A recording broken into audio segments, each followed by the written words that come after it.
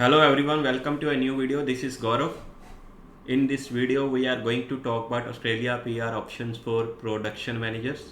So अगर आप भी as a production manager job कर रहे हैं और अपना PR का प्रोसेस शुरू करना चाहते हैं तो इस वीडियो को एंड तक देखें। हम आपको जो है डिटेल में बताएंगे कि कैसे जो है आप अपना ऑस्ट्रेलिया PR का प्रोसेस शुरू कर सकते हैं।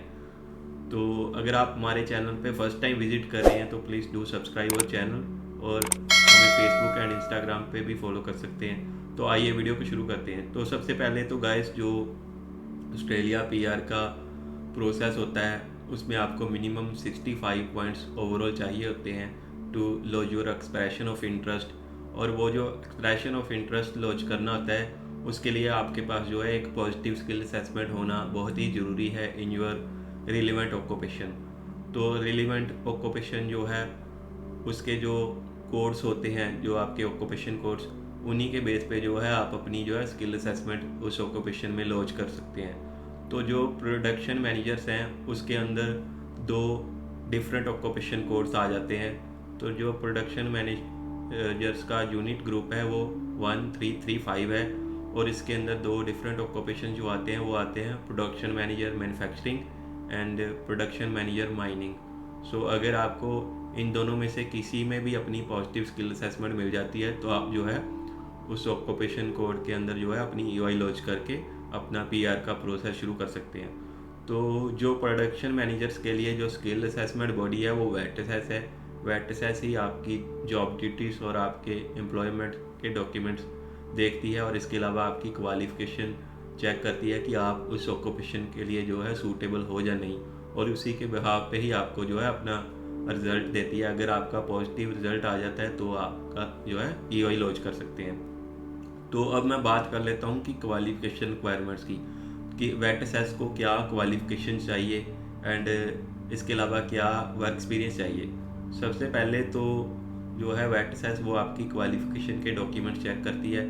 तो अगर आप प्रोडक्शन मैनेजर मैन्युफैक्चरिंग के लिए अप्लाई कर रहे हैं तो आपकी जो है डिग्री उसके सूटेबल होनी चाहिए, उसी के रिलेटेड होनी चाहिए। जैसे कि मैन्युफैक्चरिंग की डिग्री हो सकती है या ऑपरेशन मैनेजमेंट की डिग्री हो सकती है।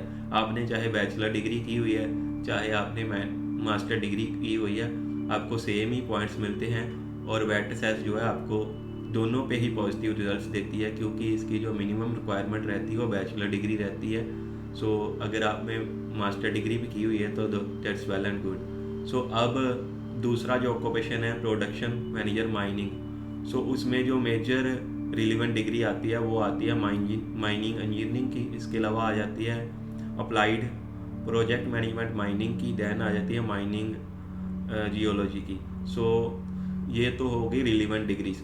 अगर आपके पास रिलेवेंट डिग्रीज हैं और इसके अलावा आपके पास जो है रिलेवेंट एक्सपीरियंस भी होना ज़रूरी है, तो रिलेवेंट डिग्री के साथ साथ आपका जो रिलेवेंट वर्क एक्सपीरियंस की रिक्वायरमेंट रहती है वो 1 ईयर रहती है। यानी कि आपके पास इनमें से कोई भी डिग्री होनी चाहिए to apply a for skill assessment, और इसके अलावा 1 ईयर का जो है वर्क एक्सपीरियंस होना चाहिए। जो 1 ईयर का वर्क एक्सपीरियंस है वो 20 आवर्स पर वीक भी हो सकता है। सो अब हम उन एप्लीकेंट्स की बात कर लेते हैं जिनके पास जो है रिलेटेड डिग्री नहीं है, उनकी वर्क एक्सपीरियंस के साथ वो अपनी स्किल असेसमेंट तो प्रोडक्शन मैनेजर के लिए अप्लाई करना चाहते हैं। उनके पास एक्सपीरियंस भी है लेकिन उनके पास जो है रिलेवेंट डिग्री नहीं है। तो अगर आपके पास रिलेवेंट डिग्री नहीं है, आपने किसी और फील्ड में बैचलर की हुई है, यानी कि आपने मान लो बैचलर कंप्यूटर इंजीनियरिंग में की हुई है, जहाँ आपने बैचलर प्रोजेक्ट मैनेजमेंट में की हुई है, या किसी भी और फील्ड में की हुई है जहाँ कोई मास्टर डिग्री की हुई है, तो लेकिन आपका जो वर्क एक्सपीरियंस है वो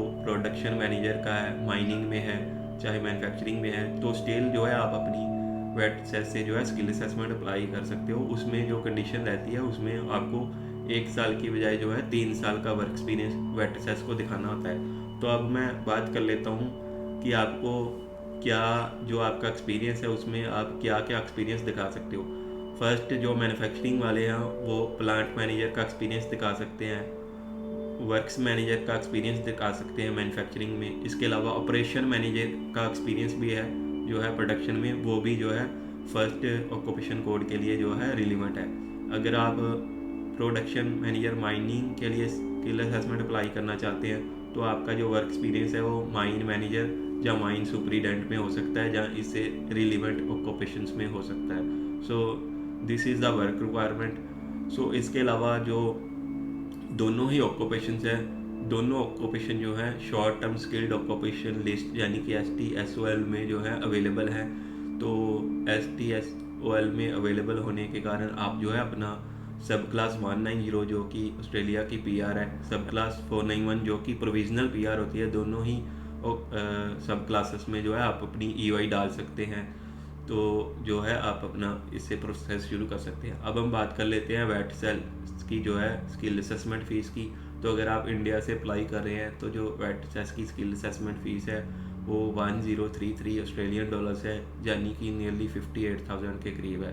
सो guys, this is the full process to apply your skill assessment and PR। इसके अलावा जो चीज़ें मायने रखती हैं वो होती है एक्सपर्टीज़, कि आपको क्या क्या जॉब ड्यूटीज़ वेट सेस को प्रोवाइड करनी होती है, आपका रिज्यूमे कैसा होना चाहिए, आपके जो है टेस्टिमोनियल्स कैसे होने चाहिए, क्या क्या आपको डॉक्यूमेंट्स वेट सेस को देने होते हैं। उसकी जो एक्सपर्टीज़ है एंडेवर इमिग्रेशन के पास है, क्योंकि हमारे पास जो है टोटल 9 ईयर्स का एक्सपीरियंस है in immigration, study visa and visitor visa.